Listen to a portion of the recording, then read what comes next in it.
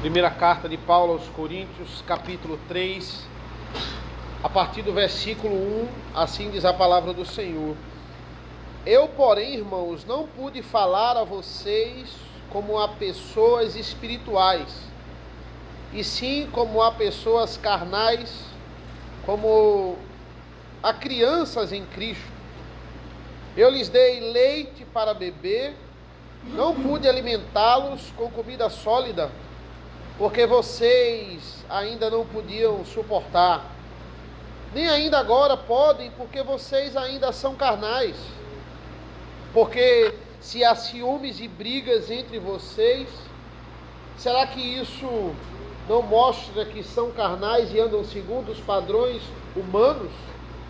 Quando alguém diz, eu sou de Paulo, e outro diz, eu sou de Apolo, não é evidente que vocês andam segundo padrões humanos? Quem é Apolo e quem é Paulo? São servos por meio de quem vocês creram, e isto conforme o Senhor concedeu a cada um. Eu plantei, Apolo regou, mas o crescimento veio de Deus, de modo que nem o que planta é alguma coisa, nem o que rega, mas Deus que dá o crescimento. Ora, o que planta e o que rega são um, e cada um receberá a sua recompensa de acordo com o seu próprio trabalho, porque nós somos cooperadores de Deus e vocês são lavoura de Deus e edifício de Deus. Segundo a graça de Deus que me foi dada, lancei o fundamento como sábio construtor, e outro edifica sobre ele, porém cada um veja como edifica. Oremos. Senhor nosso Deus, nosso Pai, desvenda os nossos olhos nesta manhã, para que mais uma vez entendamos o que a Tua Palavra quer nos ensinar, a verdadeira interpretação das Tuas verdades. É isso que nós pedimos e agradecemos em nome do Teu Filho amado Jesus. Amém. Irmãos, é incrível como Paulo, ao longo das descrições nas suas cartas, ele sempre faz uma alternância entre, digamos, teoria e prática. Ele nos aprofunda com uma grande teologia e ele parte para a prática muitas vezes. Em algumas cartas ele faz isso de forma alternada, em outras cartas ele primeiro explica a teoria, depois ele vai para a aplicação prática e as implicações daquilo, como por exemplo no livro de Romanos. E ele sempre está mostrando, por exemplo, quando ele diz lá em Efésios, maridos, amai vossas esposas como Cristo amou a igreja e a si mesmo se entregou por elas. Ele literalmente está dizendo assim, maridos, vocês precisam amar a esposa por causa do evangelho. Aí a gente pergunta, poxa, o que é que o evangelho tem a ver com o casamento? O que é que o amor com a esposa tem a ver com a morte de Cristo? Porque quando eu não amo a minha esposa, eu não estou representando e seguindo o exemplo do relacionamento com Cristo e com a sua igreja. Ou seja, o sacrifício de Cristo está diretamente ligado ao amor que eu tenho que dar com a minha esposa e o meu sacrifício para com ela. Ou seja, irmãos, ferir o evangelho não é só quando a gente prega uma heresia na igreja. Ferir o evangelho não é só quando a gente prega uma falsa doutrina. Mas ferir o evangelho, Paulo está dizendo que é simplesmente quando a gente não ama a nossa esposa. Ferir o evangelho é quando as esposas não são submissas ao seu marido. Tudo na nossa vida está diretamente ligado com o evangelho. E aqui Paulo volta a falar na verdade ele está falando sobre isso, na questão das divisões. Ele foca na questão da sabedoria humana e na sabedoria de Deus no capítulo 2, mas ele vai voltar àquele tema do capítulo 1, que é sobre a ideia das facções que estavam acontecendo na igreja de Corinto. Ele vai voltar a falar sobre isso e a detalhar mais sobre isso. Só que agora, como Paulo fundamentou uma teoria interessantíssima aqui nos capítulos 1 e 2, ele agora vai ser um pouco mais prático. A gente vai ver mais essa questão prática. Por exemplo, no versículo 3 ele vai dizer assim: porque se há ciúmes e brigas entre vocês, será que isso não mostra que são carnais e andam segundo os padrões humanos? Ele está dizendo, olha, eu sei qual é a raiz do problema. Vocês estão agindo com ciúmes na igreja, vocês estão agindo com rixas na igreja, vocês que são... Olha que ele está se dirigindo para os salvos, né?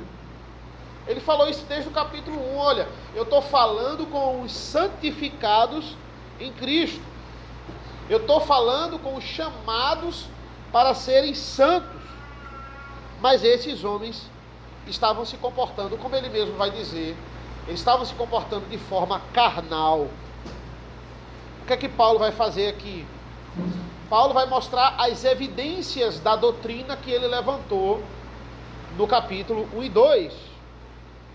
E ele vai mostrar e confrontar a doutrina errada que aqueles homens estavam vivendo. Olha o que é que João vai nos dizer. Ele vai dizer que se Deus ama, né? Se Deus nos ama, ele vai colocar isso diretamente ligado à nossa capacidade de amar o próximo. Nós temos capacidade de amar o próximo porque o Senhor nos ama. Porque ele vai dizer, porque ele nos amou primeiro. Ou seja, a verdade do amor de Deus me faz amar o próximo. E é interessante porque agora Paulo vai pegar uma dessas pessoas que eles estavam admirando ele, Apolo, Pedro e Cristo. E ele vai pegar ele e uma das três para fazer um grande contraste. E ele faz esse contraste com Apolo. Ele vai falar, olha, vamos falar sobre mim e Apolo, sobre eu e Apolo. Porque ele e Apolo, eles haviam, Paulo havia plantado, como ele vai dizer aqui, e Apolo, ele ficou um tempo lá pastoreando aqueles irmãos. Então ele vai pegar ele e Apolo e ele vai falar, um era judeu e o outro era grego, né? E os gregos, obviamente, eles se identificavam com Apolo. A gente viu, né, que foi uma das implicações que eu falei. Não é problema você se identificar com o pastor. Eu me identifico mais com, eu me sinto mais à vontade falando com o pastor tal, mas o problema é você ver eles com idolatria, você vê o líder com idolatria. É isso que Paulo está tratando aqui. E aí ele vai dizer qual é a raiz do problema, versículo 1. Eu, porém, irmãos, não pude falar a vocês como a pessoas espirituais, e sim como a pessoas carnais, como a crianças em Cristo. Paulo, no mesmo versículo, ele está explicando quem são os carnais. Os carnais não são os descrentes, porque ele faz uma distinção. Ele diz assim, vocês estão agindo como carnais, quando deveriam ser espirituais. Quando a gente olha esse contraste, a gente diz, poxa, carnais e espirituais, crente e descrente, não tem como fazer essa dualidade. Mas não, Paulo, ele falou quem eram os descrentes no capítulo 2. Ele vai chamar o descrente de homem natural.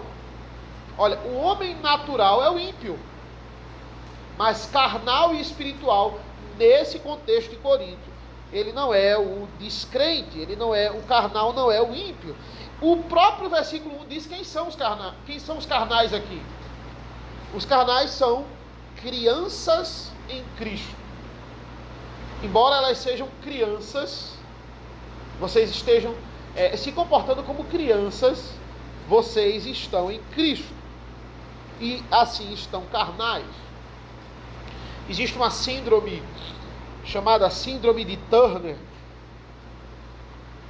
que é uma pessoa que ela é uma adulta, mas ela não consegue se desenvolver.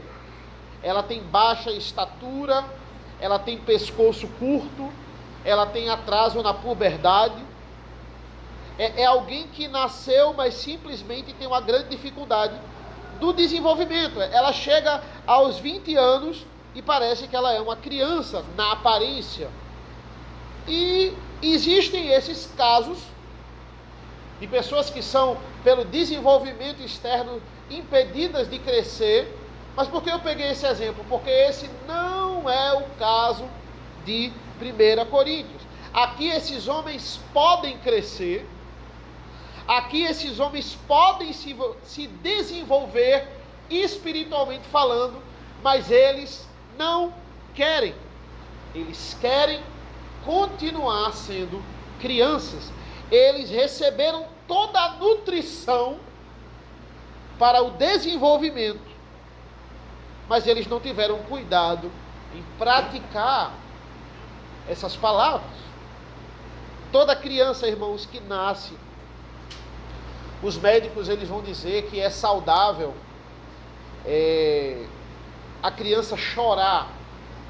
Porque a partir do momento que a criança chora, ela automaticamente já começa a desenvolver os pulmões. É importante isso. Olha que interessante, ela já nasce precisando desenvolver os órgãos. E não se engane, irmãos, na vida espiritual é assim também.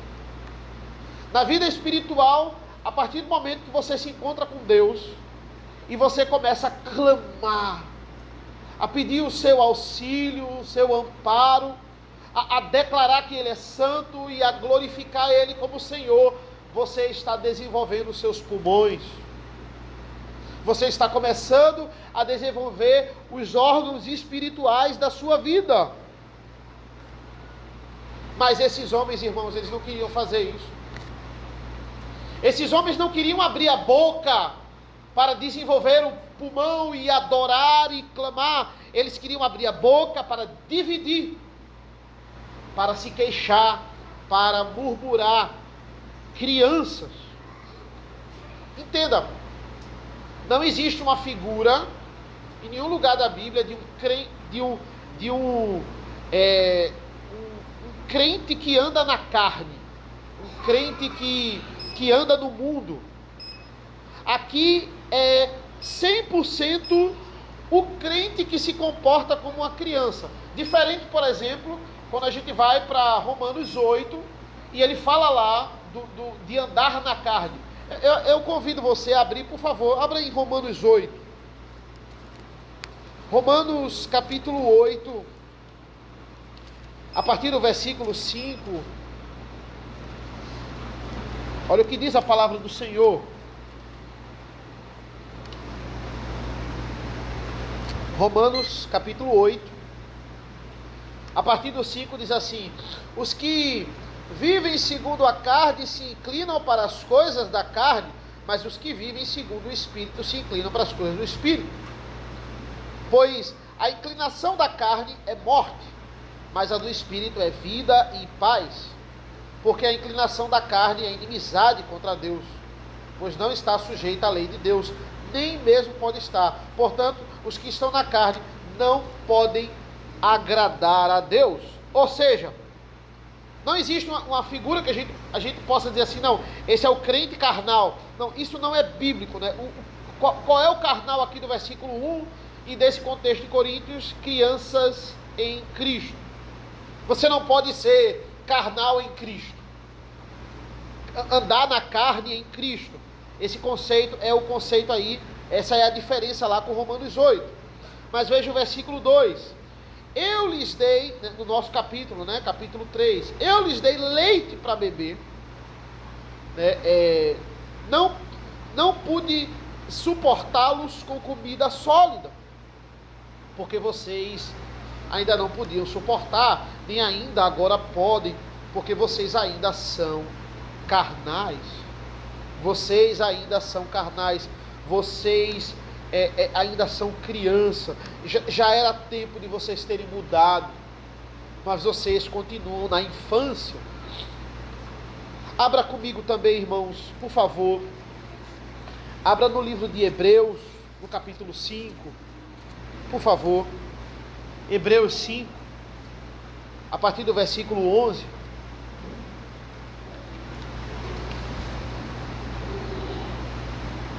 O autor aqui dos Hebreus, ele vai desenvolver essa questão de leite e alimento sólido.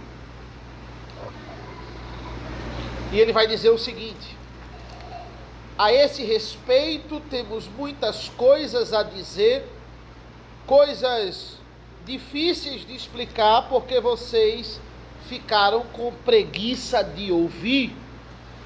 Pois, quando já deviam ser mestres, levando em conta o tempo decorrido, vocês têm novamente necessidade de alguém que lhes ensine quais são os princípios elementares dos oráculos de Deus.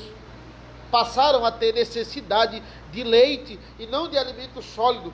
Ora, todo aquele que se alimenta de leite é inexperiente na palavra da justiça, porque é criança. Mas o alimento sólido é para os adultos, para aqueles que, pela palavra, têm as faculdades exercitadas para discernir não somente o bem, mas também o mal. Olha, é a mesma analogia que Paulo está usando aqui. Em Hebreus, ele está falando aos judeus que, pelo tempo de palavra, pelo tempo de vivência com as Escrituras, já era para estar comendo alimento sólido, mas ainda estavam no leite. E é claro, irmãos, que entendam, toda pessoa que entra na igreja, ou toda criança, ela precisa de tempo para aprender. Ninguém vai pegar uma criança da gente e vai colocar para dar aula de escola dominical. Por quê? Porque a gente entende que não é que ela nunca vai dar aula, mas agora não tem como ela dar essa aula. Por quê? Porque elas precisam de tempo. A criança precisa de tempo. Quem chega na igreja recentemente precisa de tempo para amadurecer a sua fé, a doutrina, as convicções. A criança, a própria maturidade de raciocínio, como falar com as pessoas. Por isso que criança não ensina. Criança, ela aprende. Ela precisa de tempo. Mas o autor dos Hebreus está dizendo o seguinte: olha, vocês já tiveram isso. Paulo aqui aos Coríntios está dizendo também. Mas vocês se recusam a crescer. E qual seria essa ideia de leite, irmãos, e alimento sólido? Será que leite é uma parte superficial do Evangelho? E alimento sólido é uma parte mais profunda? E eu diria que mais ou menos. Porque, veja, não é que o Evangelho ele esteja incompleto com o leite. Analisemos o que é o leite aqui. O que é que o autor de Hebreus está tratando lá no capítulo 5? Ele está defendendo Cristo como sacerdote. E olha, se nós pegarmos, por exemplo, o nosso catecismo, nós temos a resposta que Cristo é o sacerdote. E eu posso fazer a minha filha, eu posso fazer as crianças da igreja decorarem isso. Olha, que Cristo é o sacerdote. Quais são os 3 ofícios de Cristo? Ele é profeta, ele é sacerdote, ele é rei. A gente pode ensinar isso à criança. Mas entenda, esse mesmo conceito dos 3 ofícios de Cristo, decore: profeta, sacerdote e rei. Ele é o leite, mas ele também é um alimento para o adulto, porque se a gente pegar as vertentes dessa doutrina, a gente comparar com outra, para a gente ter convicção dessa doutrina, a gente vê as outras correntes, a gente adentrar, nos aprofundar em cada ofício de Cristo, pegar textos que corroborem com essa doutrina, nós iremos ter o quê? Alimento sólido. Olha, a mesma comida que é voltada para as crianças, ela é voltada para os adultos. Você quer ver um exemplo? As crianças hoje, na nossa escola dominical, elas estão estudando breve catecismo. São perguntas mais sucintas, perguntas mais diretas, e elas estão na fase de decorar mesmo. Olha, quais os 3 ofícios de Cristo, qual é o fim principal do homem, e através de canções, e através de aplicações, elas vão lá e decoram. E nós, ao mesmo tempo, estamos estudando com o pastor Rodrigo, na escola dominical, o catecismo maior. Então veja, é o mesmo evangelho. Eu não estou estudando metade do evangelho e a gente está estudando o evangelho completo. É o mesmo evangelho para os dois. Mas, entenda, né? Tanto o leite, essa é a ideia, tanto o leite como o alimento sólido, eles salvam. Eles salvam. Mas não é bom para o adulto, que já está um tempo na vivência da palavra, ele continuar no leite. Leite são para os nossos pequenos. Leite é para quem está chegando agora na igreja. Nós devemos buscar alimento sólido. Esse é o problema de Coríntios. Ele está fundamentando aqui muito bem. Olha, por exemplo, 1 Coríntios, o capítulo posterior aqui, o capítulo 5, versículos 1 e 2, vai dizer: ouve-se por aí que entre vocês existe moralidade tal, como não existe nem mesmo entre os gentios. Isto é, que alguém que se atreve a possuir a mulher de seu próprio pai. E vocês andam cheios de orgulho, quando deveriam ter lamentado e tirado do meio de vocês quem fez uma coisa dessa. Olha, vocês estão se achando adultos, vocês estão se achando orgulhosos, quando na verdade vocês estavam alimentando imoralidade no meio da igreja.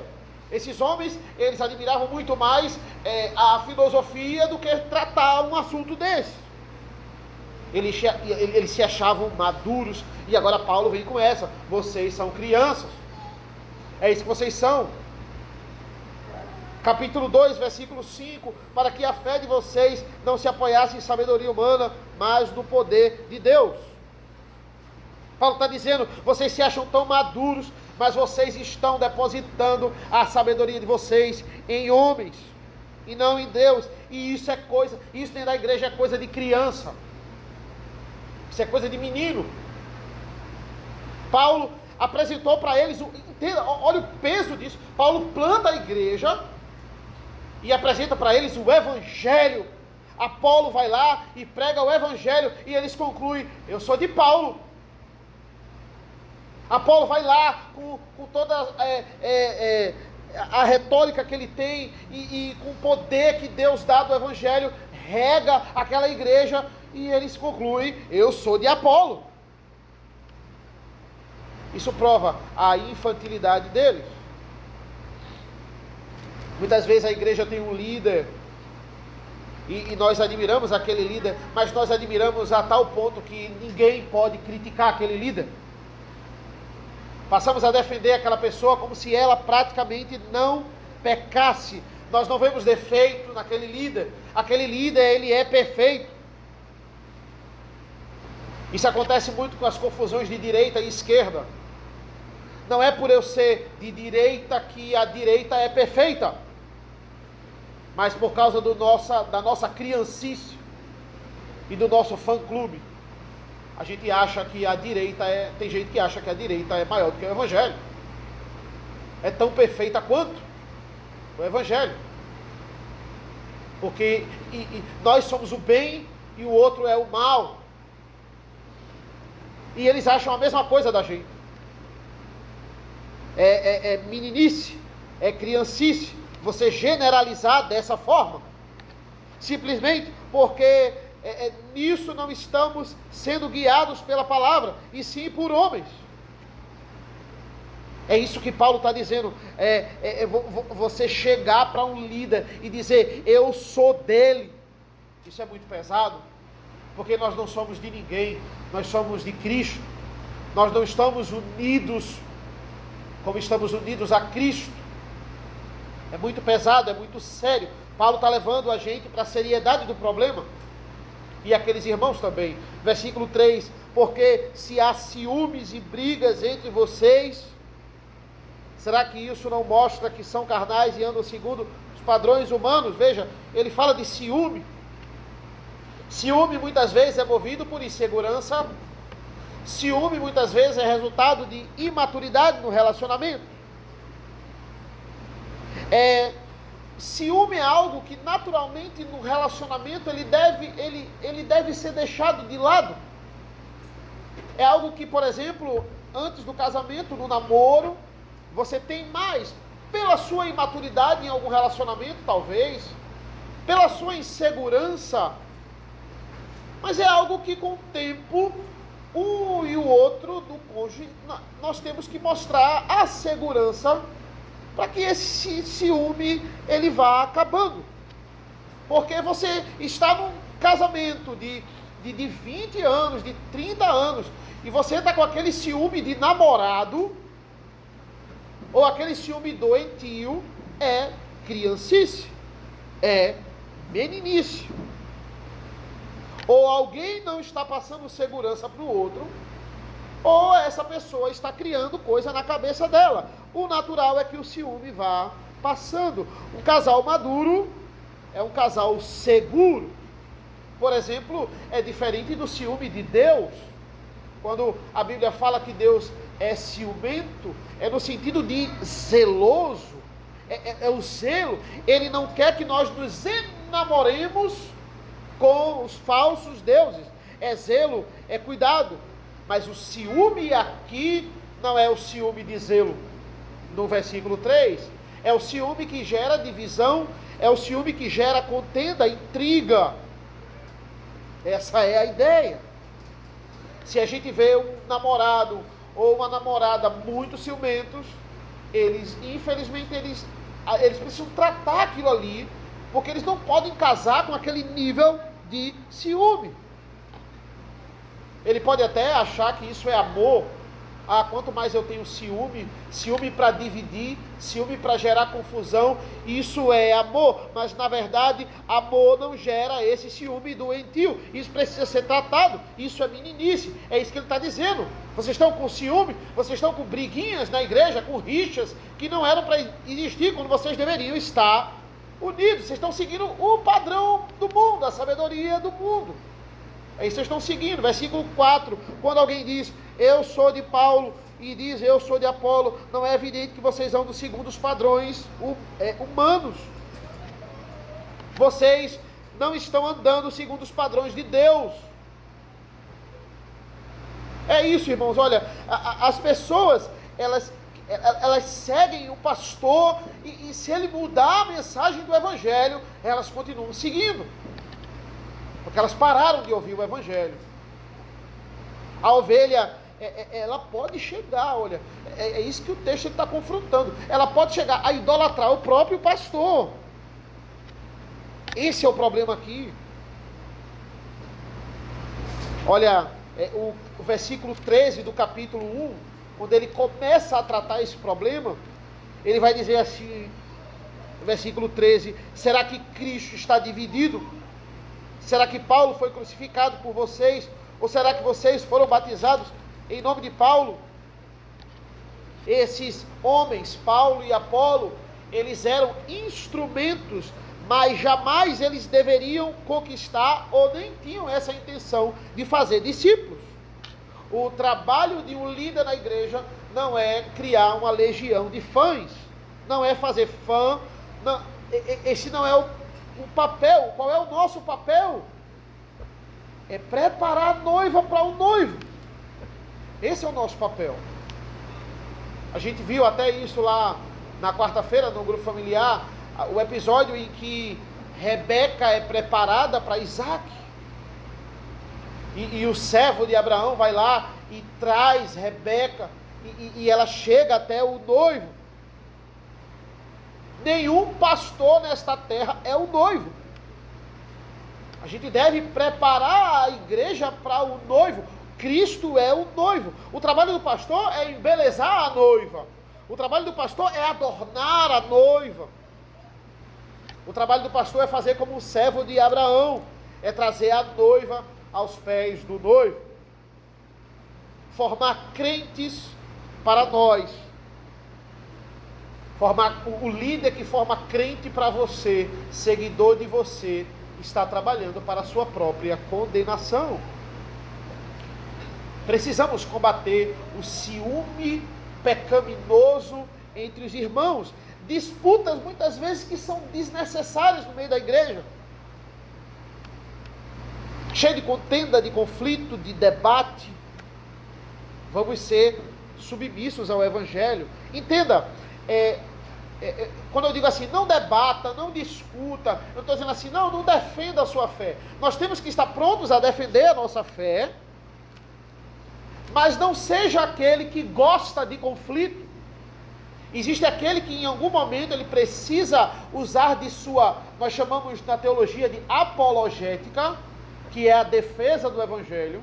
Vão existir muitos momentos, se você for para 1 Pedro, ele vai dizer, olha, vocês precisam estar afiados quanto à defesa do Evangelho, vocês precisam estar animados de defender o Evangelho, mas eu não posso estar gostando de procurar confusão. Tem gente que é isso. Tem pastor que durante a semana, em vez de ele estar aconselhando, em vez de ele estar fazendo um bom sermão para alimentar a igreja, um bom estudo, ele está brigando na internet. Ele passa a semana toda brigando na internet.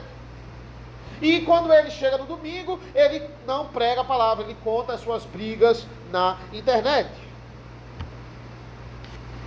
A gente não pode deixar a nossa apologética virar criancice, virar meninice, briga interna. Abrir a boca mais para dividir do que para unir. Porque sabemos, irmãos, veja, por isso que Paulo vai dizer, né, que isso é coisa de criança. E entenda, a gente sabe que as nossas crianças ainda, quando eu falo ainda, porque eu creio que um dia não têm a capacidade ou a maturidade de nos ensinar. E por que nós vemos isso? Qual é a evidência que a gente vê? Não, ainda não dá para ele nos ensinar. São as atitudes dela. Essa é a ideia. Eles ainda não têm a capacidade. Eles precisam de tempo. Eu lembro que eu comecei a trabalhar com meu avô. Eu tinha 14 anos. Na empresa lá de contabilidade do meu avô. E eu só trabalhei com ele 1 ano, porque ele morreu quando eu tinha 15. E eu trabalhei 7 anos com as minhas tias. Trabalhei 8 anos na empresa de contabilidade, né? Isso dá até trabalho infantil, né? Mas como eu sempre fui muito agitado quando eu era pequeno, muito imperativo, e aí minha mãe achou por bem fazer isso. Eu estudava de manhã, trabalhava com meu avô à tarde, e à noite eu estudava também. Eu só parei lá no 3º ano para estudar para o vestibular. Aí eu dei uma parada e depois voltei a trabalhar com ele. E eu me lembro de uma coisa que, como meu avô falava, que eu ficava muito irritado no começo. Ele me chamava muito de menino. Porque muitas vezes, por causa da imaturidade, eu brincava muito, era para ficar sério e eu não ficava. E ele me irritava muito quando ele dizia, olha, pare de ser menino. Agora não é hora de ser menino, agora não é hora de ser criança. Cresça. E eu lembro que eu não entendia na época e ficava muito irritado. Porque é isso, quando a gente é criança e quando a gente é imaturo, muitas vezes acontece com adolescente, no colégio eu vejo muito isso, a gente acha que a gente sempre está certo. Uma das evidências da imaturidade é achar que sempre está certo. E isso acontece. Antigamente eu não entendia, mas agora eu entendo. Veja, qual é a atitude infantil, a evidência que Paulo está vendo naqueles homens, que está dizendo, é coisa de criança, admirar homens. E olha, admirar e ser admirado é uma tentação, é uma grande tentação. Tanto é que a tentação de ser admirado é sempre querer mostrar o quanto ele é perfeito.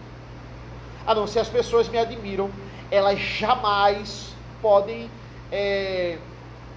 contemplar uma falha minha, ou se tiver uma falha, eu jamais posso pedir desculpa, porque eu sempre tenho essa imagem de perfeito. E é isso. Veja, um pai, quando ele que não tem a instrução da palavra, facilmente ele pode levar o filho à idolatria, a você fazer com que o seu filho lhe ache perfeito. Por quê? Porque existe uma fase onde a criança é 100% dependente do pai, dos pais. E ela, tudo que ela precisa na vida dela, ela precisa do pai, dependente de nós. E apesar de serem totalmente dependentes, eu preciso desde pequeno ensinar eles, ensinar a igreja, ensinar a minha família que eu e ele dependemos do Senhor. E que o sustento material e o sustento espiritual que eu forneço para eles, seja num culto doméstico, e o sustento material que eu dou para eles, seja numa feira, seja numa escola, no plano de saúde, não vem de mim, não vem dos pais em primeira instância. Eles precisam saber disso desde pequeno, que as bênçãos que nós adquirimos aqui na igreja não vem porque eu tive uma ideia e por causa de mim que vocês têm isso, ou por causa de mim que Isabel ou Mariana chega a ter isso. A gente precisa parar com essa idolatria de querer ser admirado. Essa é uma grande tentação. E que na verdade nada de bom vem de nós. Se eu não apresento Deus para vocês, se eu não apresento Deus para os meus filhos, se você não apresenta Deus para os seus filhos, eles vão pensar que você é Deus. E isso está errado. Essa é a lógica de Paulo. Versículo 5. Quem é Apolo? Olha a pergunta dele. Quem é Apolo? Quem é Paulo? São servos por meio de quem vocês creram, isto conforme o Senhor concedeu a cada um. Paulo, ele vai na raiz do problema. Ele vai dizer, olha, o problema é um problema de conceito. Quem é você? Quem sou eu? Qual o seu papel? Qual é o meu papel? Quem somos? Somos servos. Essa é a palavra aqui. E essa palavra é literalmente traduzida por diáconos. Quem somos nós? Somos diáconos. Essa é a melhor tradução. Pegando a liderança da igreja, por exemplo, presbíteros e diáconos são diáconos. São servos. Só que o presbítero, ele tem uma função específica, visa mais o ensino, a instrução, o pastoreio ali, o acompanhamento. Os diáconos visam o socorro, visam o cuidado, o amparo. Entretanto, não tem como ser um diácono se não estivermos dispostos a nos aprofundarmos na Escritura, a saber a palavra, porque no momento oportuno, ele no seu trabalho de socorrer, ele vai ter que instruir. Em alguns momentos ele vai ter que ensinar, ele vai ter que evangelizar, e do mesmo modo não dá para um presbítero querer ser presbítero se ele não sabe servir, socorrer, amparar, porque ele precisa praticar aquilo que ele ensina. Paulo diz, eu e Apolo somos diáconos, eu e Apolo somos servos. E é engraçado isso, porque é o presbítero, o diácono, aquele que está liderando a igreja. Veja, a igreja é um local, é uma instituição onde nós não governamos jamais como Senhor, porque ninguém aqui é Senhor da igreja. Somos líderes, nós estamos à frente do trabalho, mas governamos como servos. Isso é que é a igreja. O próprio Senhor, ele se tornou servo. Ele está mostrando um exemplo. O Filho de Deus, ele se tornou servo. Quem sou eu para me achar Senhor sobre a igreja? Servo por meio de quem vocês creram. Não somos a causa do serviço, somos o instrumento do serviço. Romanos 1,5 vai dizer, por meio dele viemos a receber graça e apostolado por amor do seu nome, para a obediência da fé entre todos os gentios. Ora, não é a fé que vem da obediência, olha o que ele está dizendo, por meio da obediência da fé, é a obediência que procede da fé. A fé produz obediência. Se estamos com problema de insubmissão, estamos com problema de fé. Finalzinho do 5 vai dizer, olha, por meio de quem vocês creram, isto conforme o Senhor concedeu a cada um. O que Cristo concedeu a cada um? O que Cristo concedeu a cada um? Ele responde no versículo 6.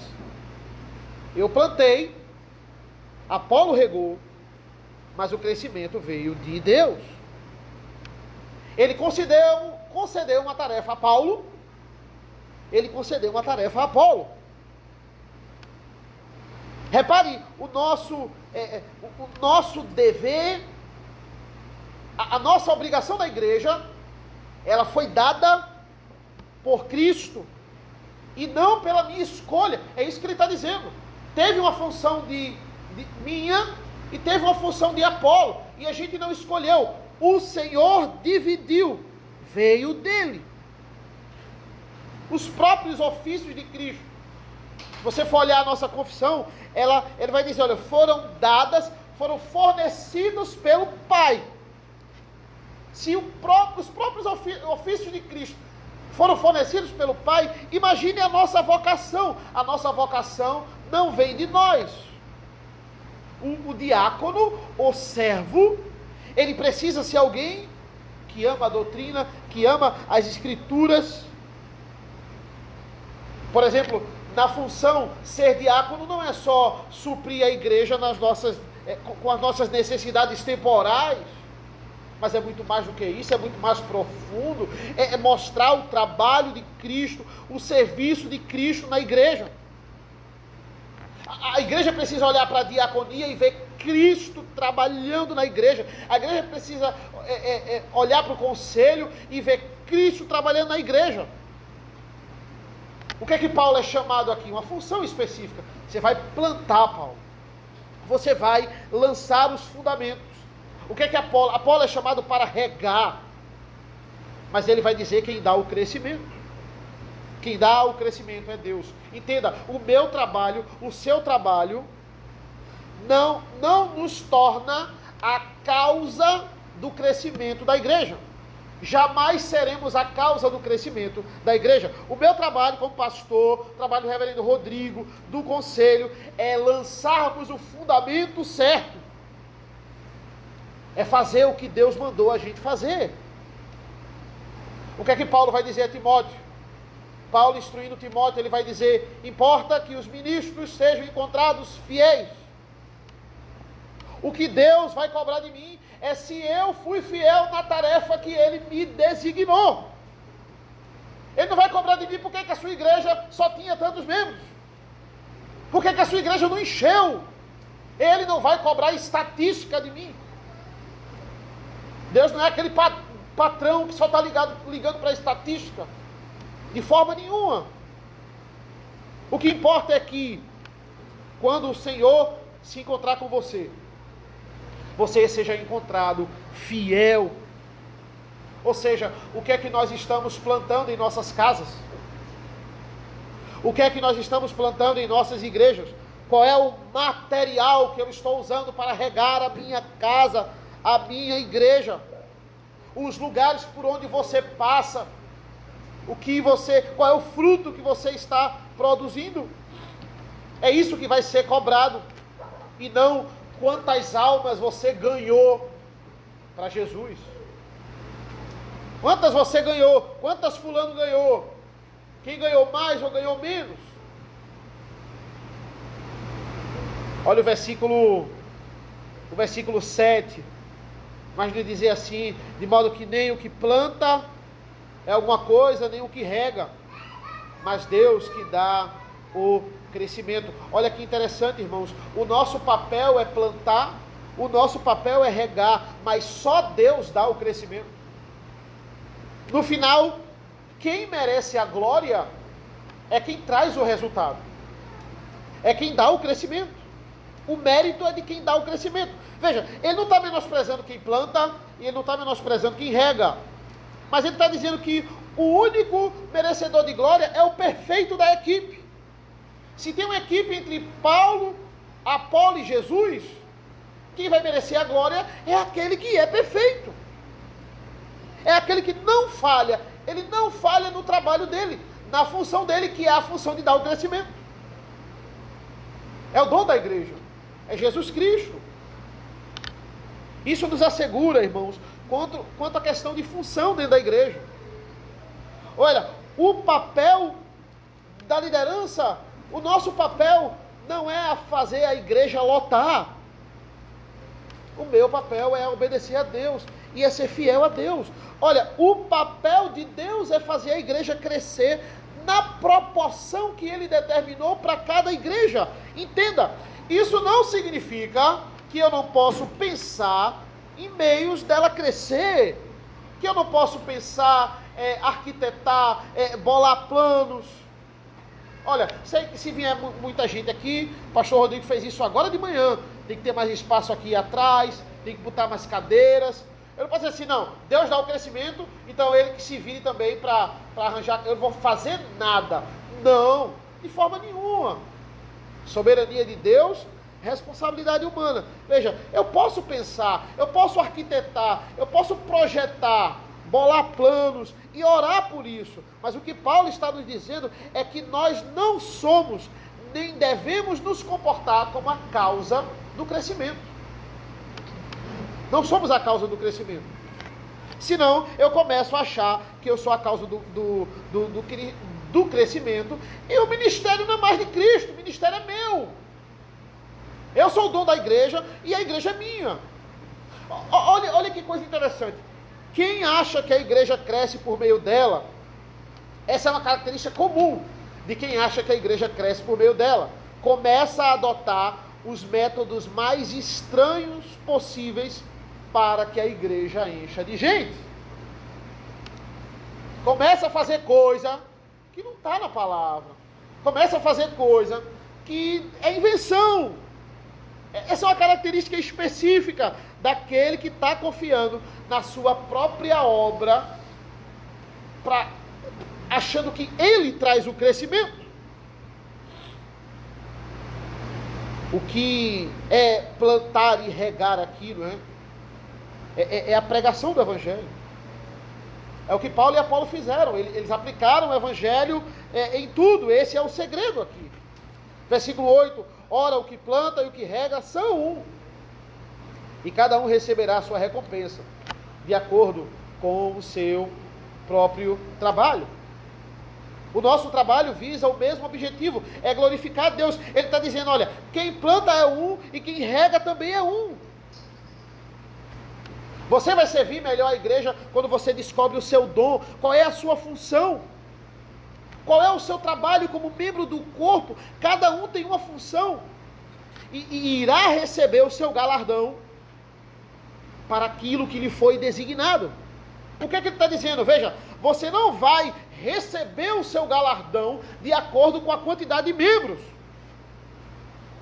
que chegou na sua igreja, ou se ela cresceu muito ou pouco naquele tempo ou naquele outro tempo. Isso não depende de você. Você irá receber o galardão se você obedeceu a Deus, se você foi fiel na função que Ele lhe designou. É isso que ele está dizendo. Se você fez o que lhe foi ordenado, é com isso que você tem que se preocupar. Eu estou sendo fiel, eu estou fazendo a minha função e não com o crescimento. Pare de se preocupar com a função de Cristo, porque a função dele é perfeita, a parte dele é perfeita. Somos diversos, e ele vai dizer, e ao mesmo tempo somos um, porque o nosso trabalho aqui na igreja, irmãos, ele tem a mesma função, é glorificar a Deus, é trazer pessoas, recebermos segundo aquilo que fizemos. No contexto aqui do galardão, eu citei esse exemplo quando eu falei um pouquinho de Juízes. Moisés, ele não entrou na terra prometida, irmãos, porque ao invés de tocar na rocha, ele feriu a rocha, mas não saiu água. O resultado, olha o resultado da obra de Moisés, mesmo na desobediência. O resultado foi excelente. Saiu água, mas não por causa da obediência de Moisés, porque Deus decretou o resultado excelente. Mas o que ele diz a Moisés? Em Números ele vai dizer: não importa o resultado, Moisés, o que importa é que você não me obedeceu, porque você não foi fiel a mim, você não vai entrar na terra prometida. Deus não é pragmático, irmãos. Para Deus não é que os fins justificam os meios, é se a gente está sendo fiel ou não. É isso que importa. Timóteo, importa que o pregador seja encontrado fiel, pregando a palavra com fidelidade. Lembre o que Paulo, ele quer combater aqui. Ele quer combater a divisão. E Paulo vai mostrando pausadamente aqui.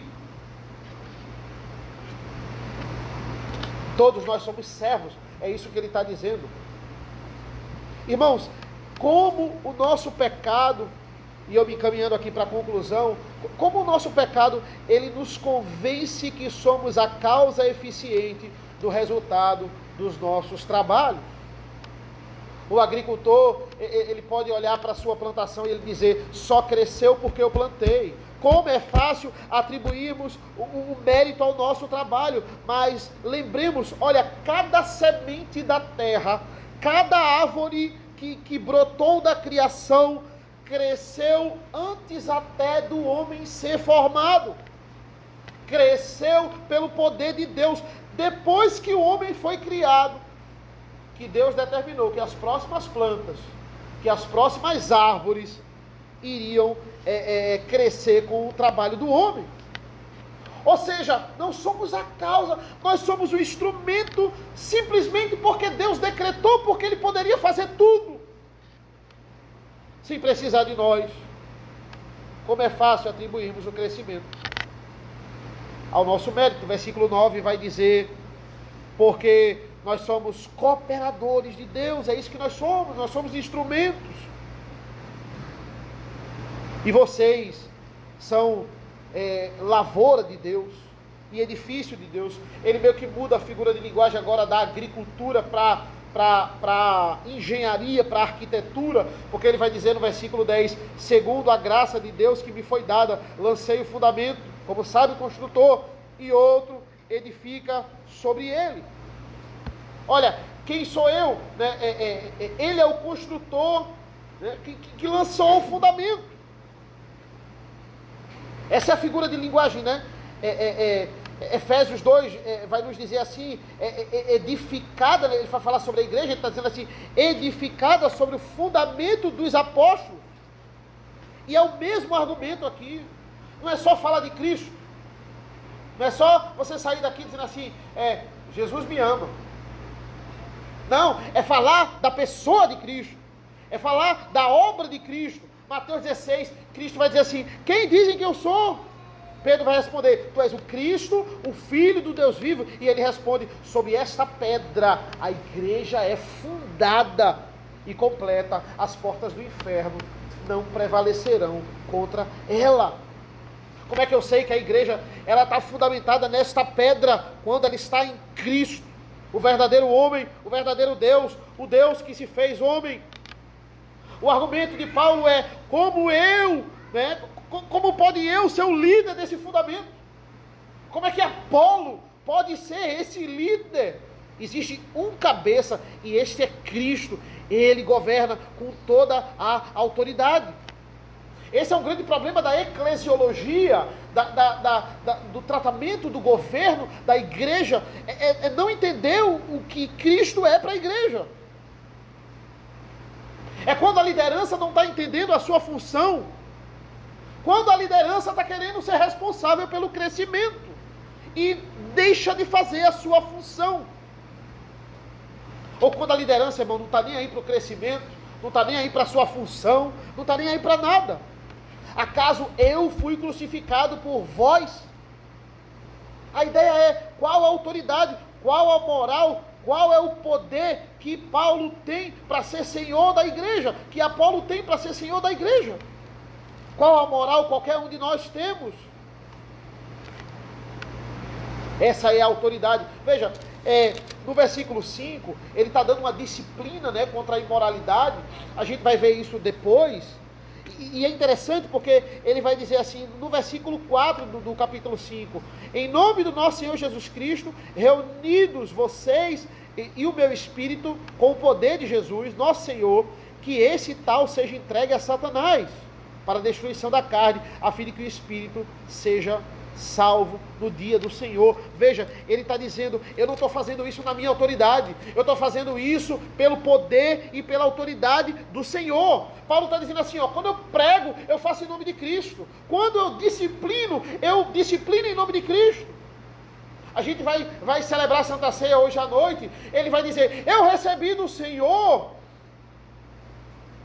aquilo que eu vos entreguei. Veja, quando eu ministro eu prego em nome de Cristo, eu disciplino em nome de Cristo, eu ministro o sacramento em nome de Cristo. Com que autoridade vocês abrem a boca para dizer que eu sou o líder da igreja? Paulo vai argumentar, ele vai ensinar passo a passo. E esse ensinamento não é apenas para os de Corinto, é para a igreja bereia. É para a igreja presbiteriana do Brasil, é para todas as igrejas que amam a palavra. Devemos lutar, irmãos, contra a divisão. Ele é o cabeça da igreja. O cabeça da igreja é Cristo. Amém. Vamos orar ao Senhor. Senhor nosso Deus, nosso Pai, muito obrigado, Senhor, pela leitura da Tua palavra. Obrigado por esses versículos e porque o Senhor continua nos instruindo. Nos abençoa no decorrer deste dia, em nome do Teu Filho amado Jesus. Amém.